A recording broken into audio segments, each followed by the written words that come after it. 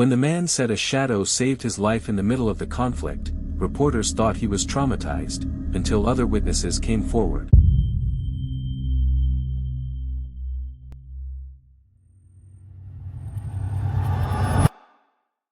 The international news crew had been working in the region for 3 weeks, documenting the human cost of a conflict that had dragged on for far too long. They'd interviewed dozens of survivors, mothers who'd lost children, elderly men who'd watched their neighborhoods turn to rubble, young people whose futures had been stolen by circumstances beyond their control. Every story was tragic, every testimony was heartbreaking, but they were all fundamentally human stories about recognizable human suffering. Until they met Kareem. The interview request had come through unusual channels. Not from an NGO or humanitarian organization, but from a local community leader who'd heard the news team was looking for first-hand accounts of survival. The leader had been cryptic on the phone, saying only that there was someone they needed to meet, someone with a story that defied conventional explanation. The crew had been skeptical. They'd heard plenty of claims of miracles and divine intervention throughout their coverage, stories shaped by trauma and the human need to find meaning in chaos. But something in the community leader's voice suggested this was different. There was an urgency there, an insistence that bordered on desperation. So they agreed to the interview. Kareem lived in what remained of a residential neighborhood on the eastern edge of the city. The area had seen intense fighting in the previous months, entire blocks reduced to skeletal frameworks of concrete and rebar, streets cratered by explosives, buildings that had housed families for generations now standing like broken teeth against the gray sky. The news team arrived at dusk, their vehicle navigating carefully through streets choked with debris. The cameraman, a veteran journalist who'd covered conflicts on 4 continents, remarked that this neighborhood felt different from others they'd visited. There was a heaviness to the air that went beyond the lingering smoke and dust, a pressure that seemed to push down from above and press in from all sides. It feels like the place is holding its breath, the soundman observed, adjusting his headphones. Like it's waiting for something. They found Kareem sitting on what remained of his front steps, a single slab of concrete that had somehow survived when the rest of the facade had been blown away. He was 34 years old, though the stress of recent months had added years to his appearance. His dark hair was streaked with premature gray, and his face bore the weathered look of someone who'd spent too many nights without sleep, too many days operating on pure survival instinct. But it was his eyes that struck the crew most powerfully. The cameraman would later describe them as bold eyes in a young face, eyes that had witnessed something far beyond the ordinary horrors of war, something that had fundamentally altered his understanding of reality itself. Kareem greeted them with quiet courtesy, offering tea despite having almost nothing.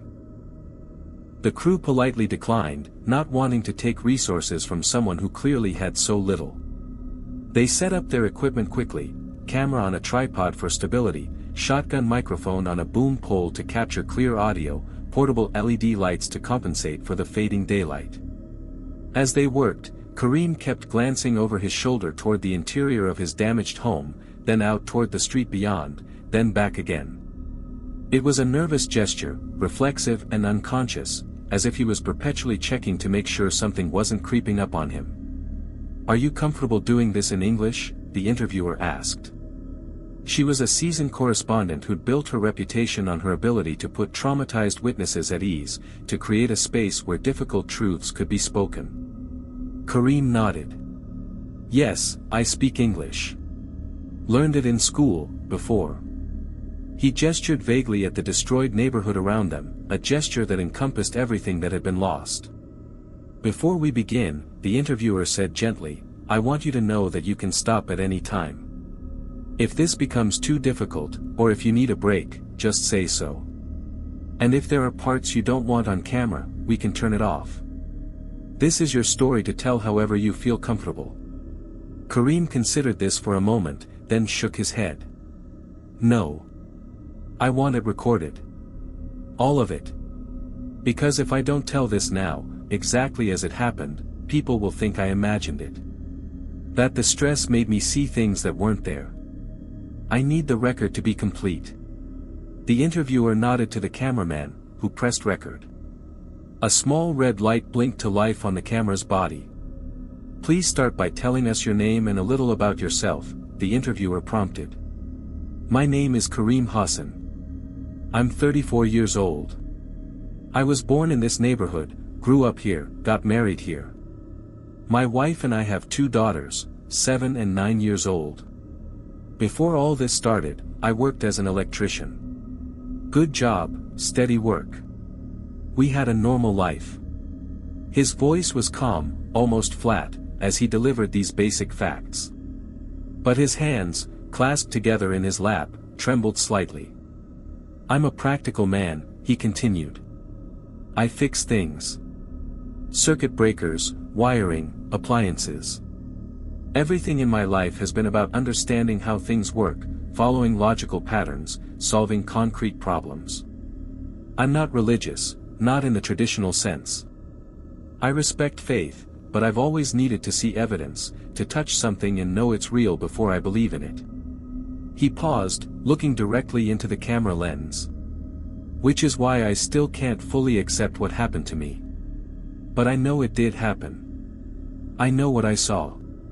The interviewer leaned forward slightly. Tell us about that night. Kareem took a deep breath, and when he spoke again, his voice carried a different quality. Something deeper, more visceral, as if he was being transported back to that moment even as he described it. It was October 17th. I remember the date exactly because it was my youngest daughter's birthday. We couldn't celebrate, there was no electricity, no way to bake a cake, nothing.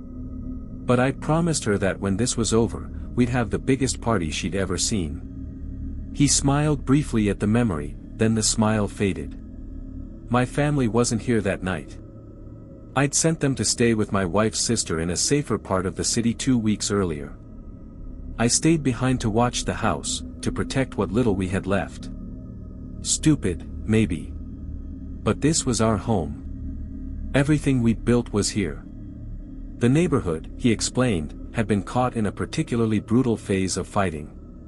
Control of the area had shifted back and forth multiple times, with neither side able to maintain a lasting presence. This meant that residents who remained, and there weren't many, lived in a state of constant uncertainty. Soldiers might patrol through at any hour, and you never knew which side they'd be from or what mood they'd be in. On that night, October 17th, things had been quiet for almost 3 days. That kind of quiet is dangerous. It's not peace, it's just the space between violence. You can feel it building, like pressure before a storm. Kareem had spent most of the day inside what remained of his house, rationing the small amount of food and water he had left. As evening approached, he'd begun to worry about his neighbor, an elderly man named Rashid who lived 3 houses down and had refused to evacuate despite his family's pleas. Rashid was in his 70s, stubborn as a stone, Kareem said with obvious affection. He'd lived in that house for 50 years, raised 6 children there. He said he'd rather die in his home than live as a refugee somewhere else. I respected that, but I also worried about him constantly. Around 10 p.m., as darkness settled over the neighborhood, Kareem decided to check on Rashid. The streets were dangerous at night, but they were dangerous during the day too, at least in darkness, you had some measure of concealment. I didn't have a flashlight, the batteries had died weeks ago. But there was a half moon that night, enough light to navigate by once your eyes adjusted. I knew every centimeter of this neighborhood, could walk it blindfolded if necessary. He stepped outside, pausing in the doorway to let his eyes adapt to the darkness and to listen for any sounds that might indicate danger. The silence was profound, the kind of silence that only exists in places where normal life has completely ceased. No traffic, no conversation, no music from windows, no children playing. Just the occasional creak of damaged structures settling and the distant, ever-present rumble of artillery too far away to be an immediate threat. The smoke was still in the air from fires earlier that day. It hung low, trapped by the cool night air, creating this thick haze that made everything look like a dream, or a nightmare. Dust was falling constantly from the damaged buildings, drifting down like snow. I'd gotten used to it, the way it coated everything, got in your lungs, turned the whole world gray.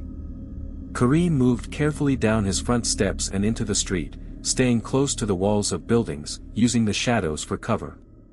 The route to Rashid's house required crossing one major intersection, the most dangerous part of the journey, where you'd be exposed and visible from multiple directions. He'd covered about half the distance when he heard them. Boots. Heavy military boots striking pavement in a rhythmic pattern that spoke of discipline and purpose. Multiple sets, moving fast, getting closer. My heart just stopped, Kareem said, his hand moving unconsciously to his chest. You have to understand, in that situation, soldiers are unpredictable. Maybe they're looking for enemy fighters and won't bother civilians. Maybe they're looking for supplies to take. Maybe they're angry about something and looking for someone to take it out on. You just don't know.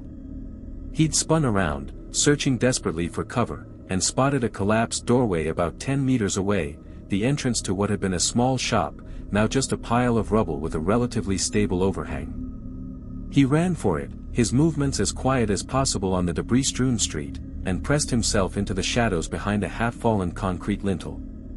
From his hiding spot, he had a limited view of the street.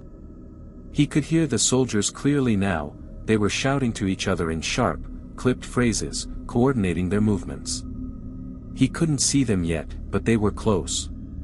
Very close. I remember thinking about my daughters, Kareem said softly. Thinking that if something happened to me that night, they'd grow up without a father. My wife would be alone. All because I'd been stupid enough to go check on a stubborn old man who'd probably be fine anyway. His hands clenched into fists as he continued. I tried to control my breathing, to stay absolutely still.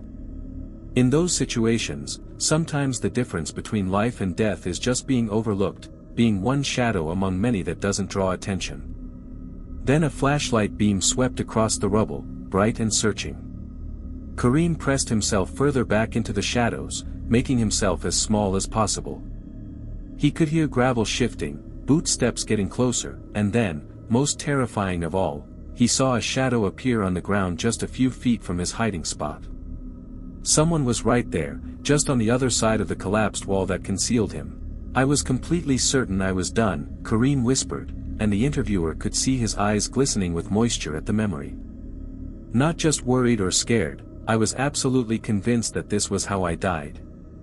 That I'd never see my family again, that my last thoughts would be of regret for having made this stupid decision. His breathing had stopped, his body frozen in a position of absolute stillness. He could hear the soldier so clearly, the creak of tactical gear, the soft static of a radio, the sound of a weapon being shifted from one hand to another. And then, everything changed. The air around me started to move, Kareem said, and his voice took on a quality of wonder mixed with fear. But it wasn't wind. Wind pushes, right? It moves from one place to another. This was different.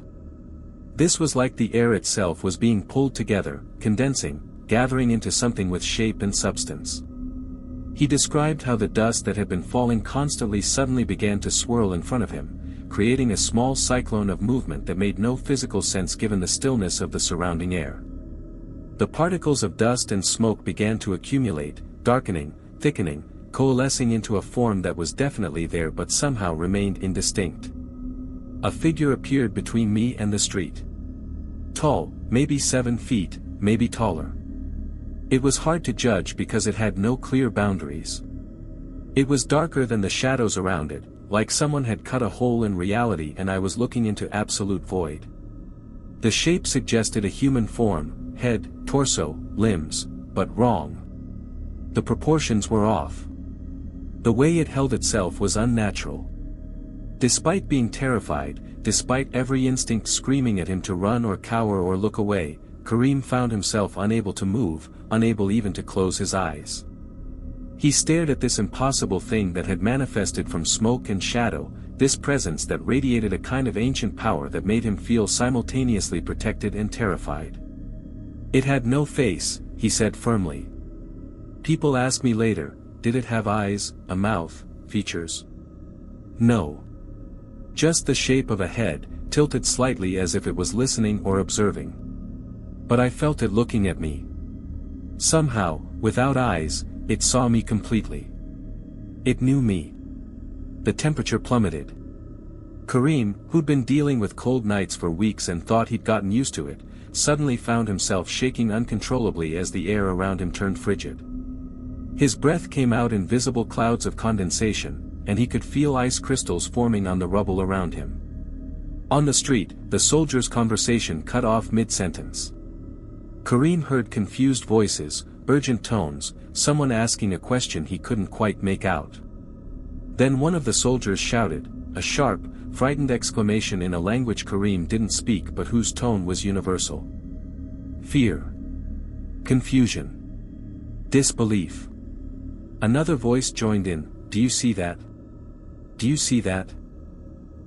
The figure that had formed in front of Kareem shifted its head, not smoothly, but in a series of rapid, jerking movements that hurt to watch, turning its attention from Kareem toward the soldiers on the street. What happened next would be corroborated by multiple witnesses and would become the most discussed aspect of Kareem's account. The soldiers' flashlights, which had been sweeping across the rubble with disciplined precision, began to flicker.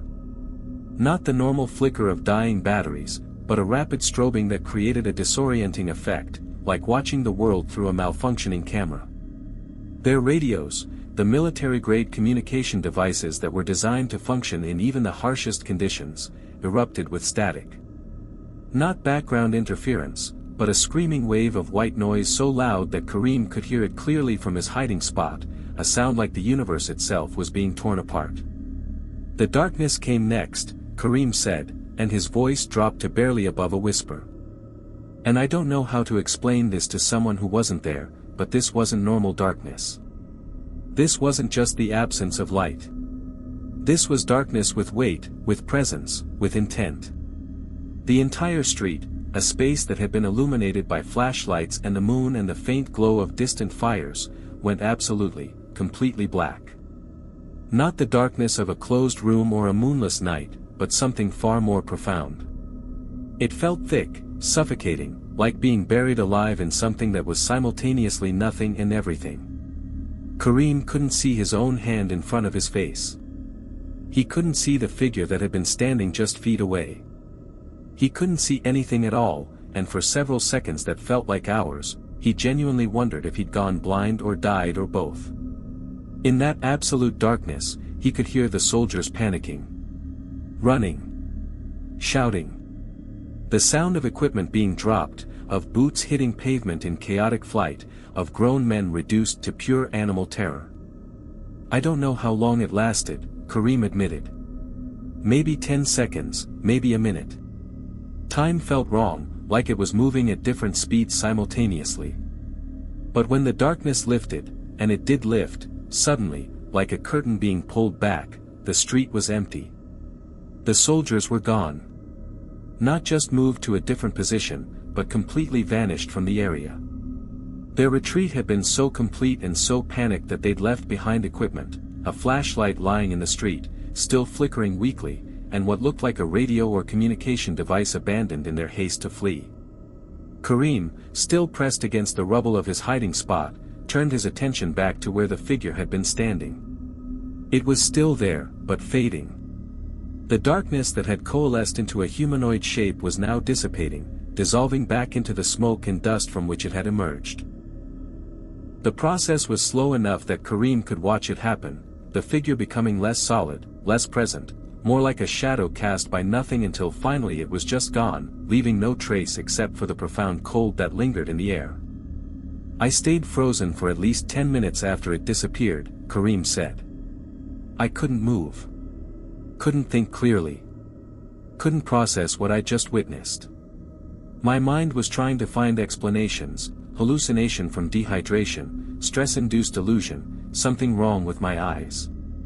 But I knew, even then, that none of those explanations fit. Eventually, survival instinct overcame paralysis. Kareem emerged from his hiding spot, moving carefully, expecting the soldiers to return or the figure to reappear. Neither happened. The street remained empty and eerily quiet, as if the entire encounter had happened in some pocket dimension that didn't quite intersect with normal reality. He completed his journey to Rashid's house. The old man was fine, sitting in his kitchen by candlelight, completely unaware of what had just transpired 3 houses away.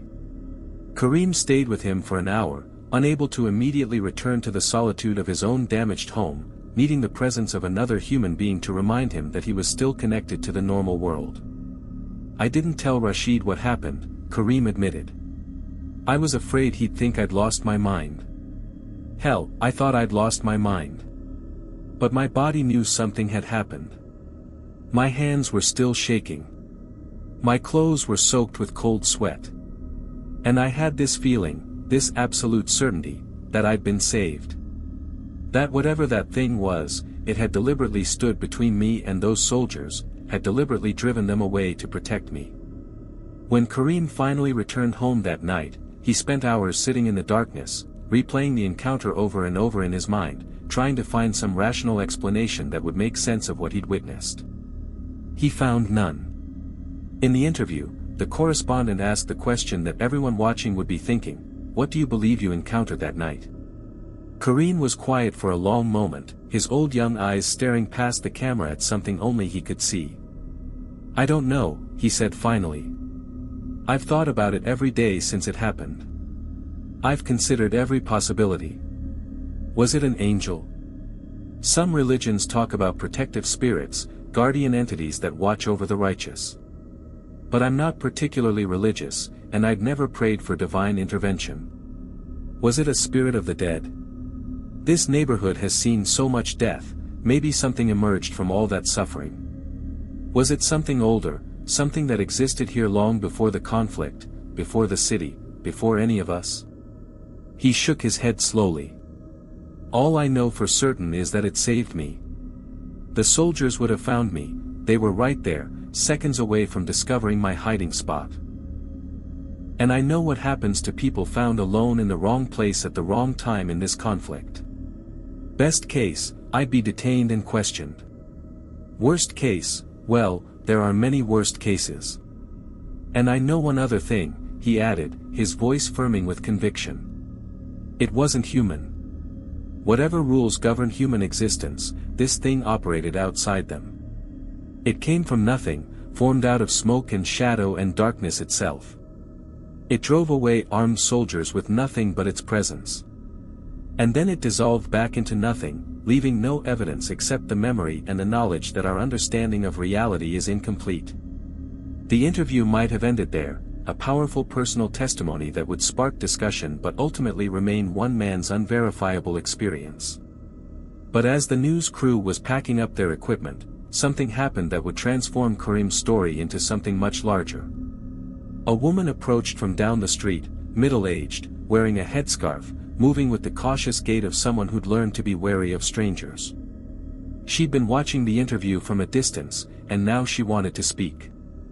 "I saw it too," she said simply. "The tall shadow. October 17th, around 10:30 p.m.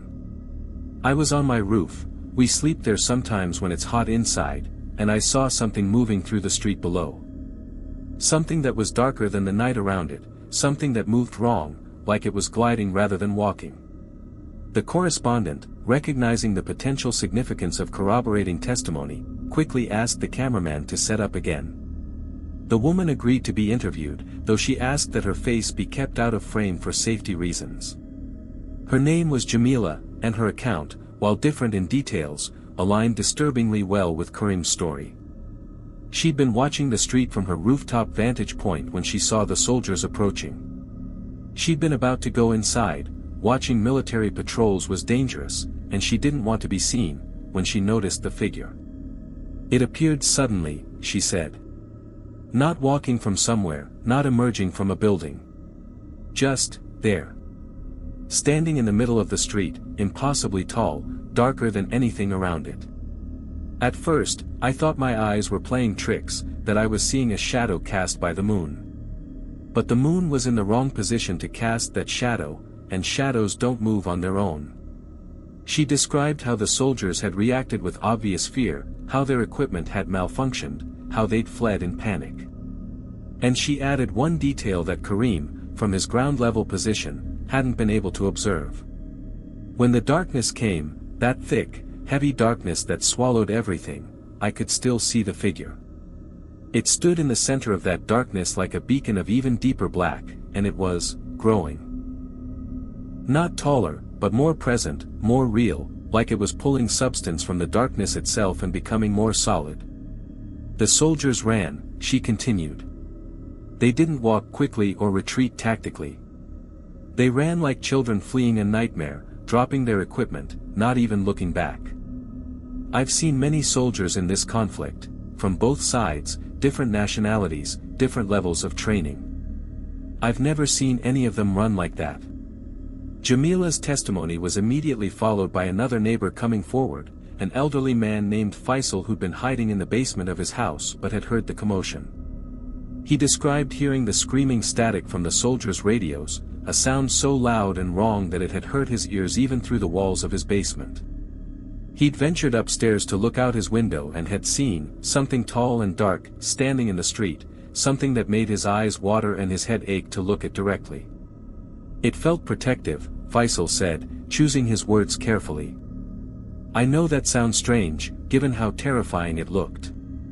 But I had this overwhelming sense that it wasn't there to harm people like us, civilians, residents, people who belonged in this neighborhood. It felt like it was guarding something, defending territory against intruders. By contrast, Jamila had a different interpretation. It felt ancient, she said. Like something that had been here long before any of us, long before the city existed. And it was angry, not with us, but with the violence, the destruction, the violation of this place. Like it had tolerated our human conflicts for a long time but had finally decided to act. Over the following days, as word of the interview spread through the neighborhood, more witnesses emerged. Not many, perhaps 6 or 7 in total, but enough to establish that multiple people had experienced something unusual on the night of October 17th. Their accounts varied in details, but certain elements remained consistent: the unusually tall figure, the profound darkness, the malfunctioning equipment, the soldiers fleeing in panic. One witness, a young man who'd been scavenging for salvageable materials in a destroyed building, claimed he'd seen the figure on multiple nights, always appearing in areas where there was potential for violence, always seeming to watch and wait. I think it's been here the whole time, he said. We just didn't see it before because we weren't looking, or because it didn't need to reveal itself. But now, with all the death and destruction, maybe it feels compelled to act. Maybe it's tired of watching from the shadows. The footage of Karim's interview, along with the corroborating testimonies, was aired as part of a longer documentary about life in conflict zones. The response was immediate and polarized. Skeptics dismissed the accounts as mass hallucination, trauma-induced delusion, or coordinated fabrication. They pointed out that people under extreme stress are susceptible to seeing patterns and meaning in random events, that the mind seeks narrative to make sense of chaos. Believers, by contrast, saw the accounts as evidence of supernatural protection, divine intervention, or the existence of entities beyond human understanding. Religious communities debated whether the figure was an angel, a jinn, a guardian spirit, or something entirely outside established theological frameworks. The scientific community offered various explanations: mass hysteria, environmental factors like gas leaks causing shared hallucinations, optical illusions caused by the smoke and dust in the air.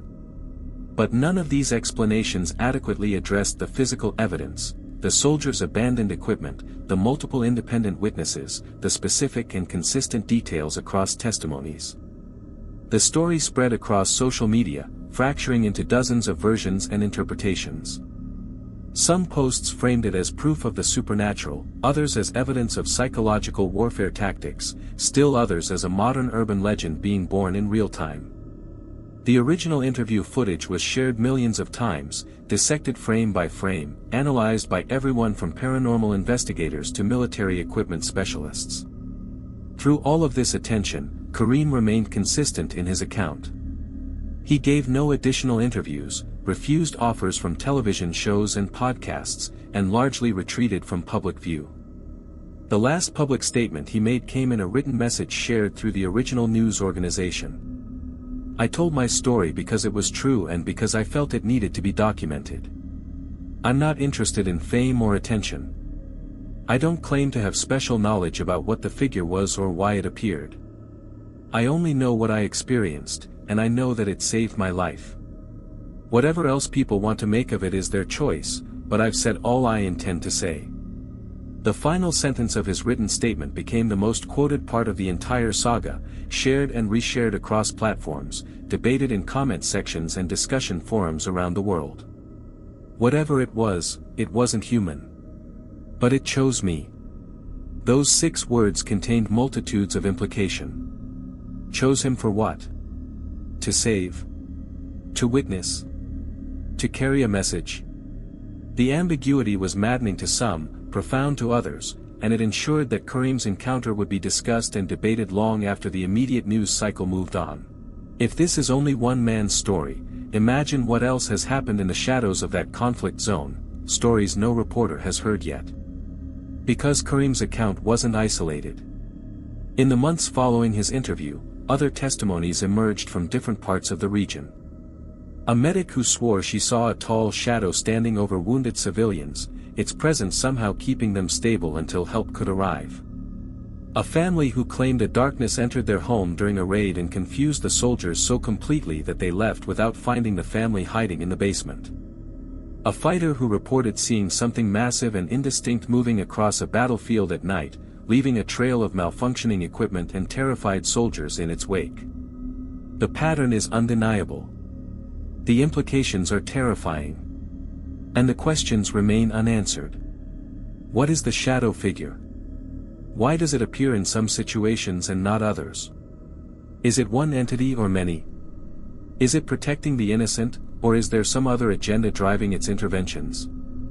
Subscribe, because the next story might be even darker. And if these accounts are true, if something beyond our understanding is operating in the shadows of human conflict, then we need to know about it. We need to understand what we're sharing this world with. The truth is out there, hidden in the darkness. And it's choosing who to reveal itself to, one encounter at a time.